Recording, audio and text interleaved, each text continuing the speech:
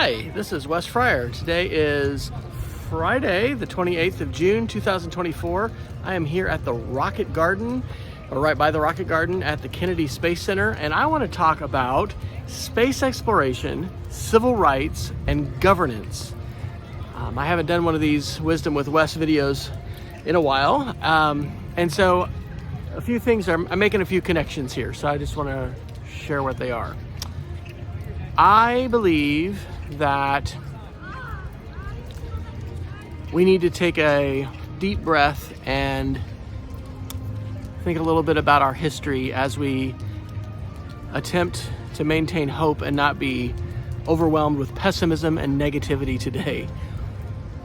It is really, and I'm saying this as last night we had the first presidential debate of the 2024 presidential race.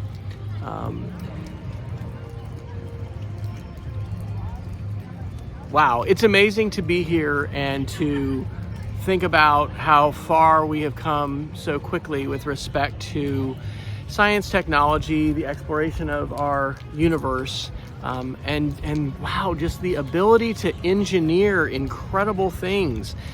We've watched both of the IMAX movies that are here right now at the Johnson Space. I keep on saying Johnson Space Center. This is the Kennedy Space Center. This is my first time to be here in Florida at the Kennedy Space Center, and we just watched one called Deep Sky, and it was about the James Webb Space Telescope. And oh my gosh, I think I'll get the number wrong. There was just an incredible number of single point failure engineering requirements that they had to meet in order to make the James Webb Space Telescope work. And you know, one of the things I've been struck by, oh, by the way, I'm wearing my Falcon 9 hat because we saw a Falcon 9 launch yesterday. Our Hyatt Hotel here on the Space Coast is 12 miles from the launch pad, and it launched at 7:15. And man, you know, seeing a commercial, this was a commercial space launch. I haven't seen a NASA, space launch, but what a dramatic, visualization of technological capabilities that is. I am personally encouraged by the fact that we have, reignited our charge and our momentum to not only explore the heavens, but return to the moon and eventually set foot on Mars, and I think become a multi-planetary species. But we've got to figure out governance, and that's jumping to the third thing that I want to connect this to. But I grew up, I was born in 1970, so I was born the year after we landed on the moon. The last time we set foot on the moon was in 72.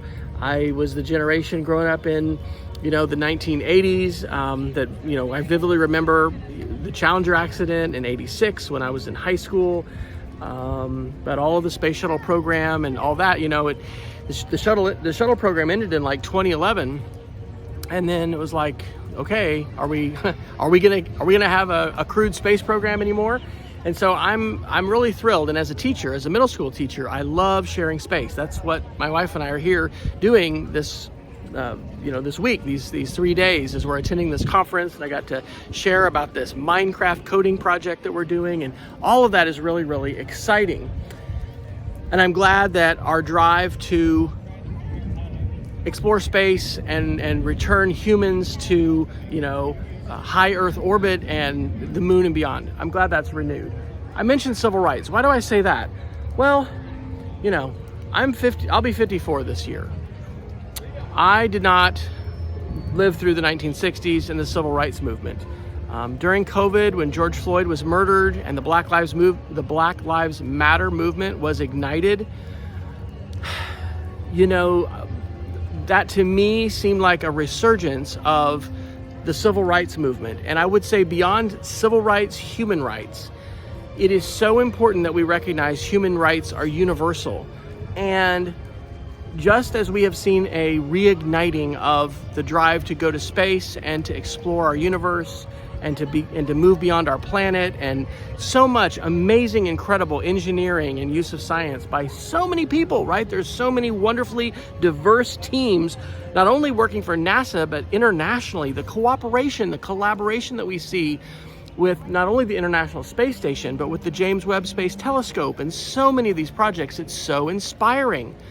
I believe that we need to find ways to reignite that drive for human rights. Human beings, irrespective of where you happen to be born, of what your how much melanin you have in your skin, or who your parents were, or whatever. Like, every single one of us, I believe, has human rights, and those human rights need to be respected, and those are embodied in the Universal Declaration of Human Rights. And so international organizations and international cooperation and movements of the people, those sometimes involve protests, and they involve advocacy, and they involve the voice of the people speaking.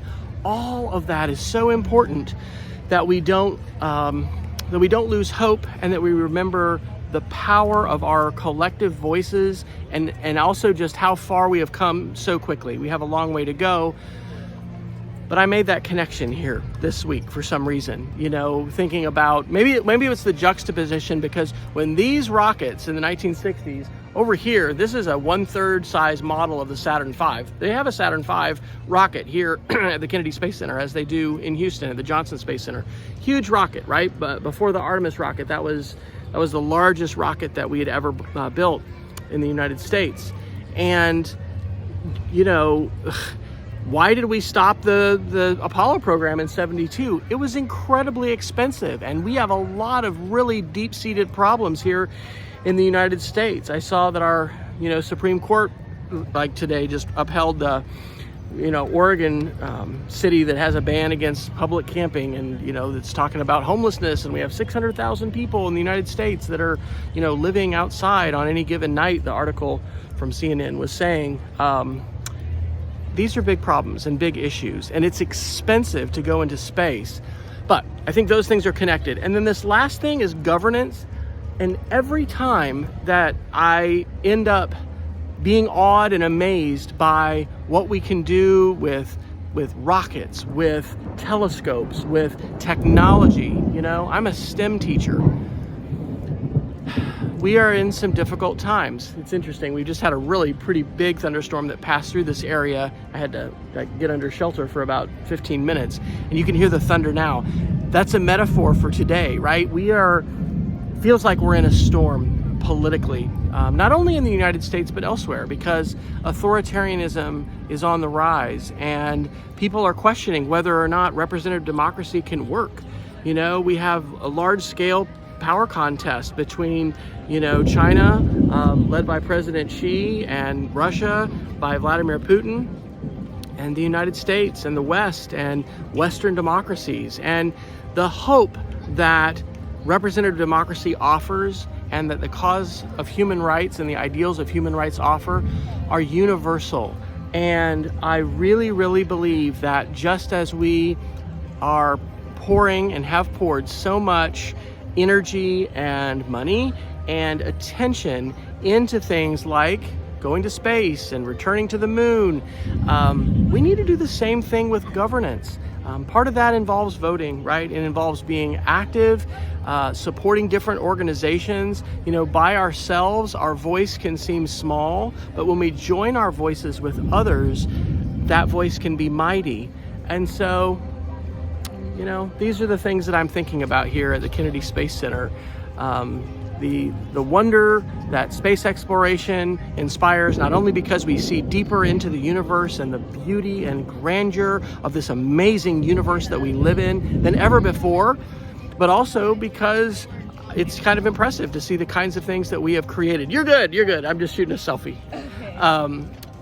It's amazing to see what we have, what we've done with science and technology, and we have artificial intelligence now and these just incredible tools. But we need to be using these tools not in ethically or morally neutral ways, but we need to use them to support causes that matter. And representative democracy and opposing authoritarianism and dictatorship and those that would seek to, rule to basically keep themselves in power, enrich themselves, flaunt the will of the people, as it were, and not support human rights and not support international law.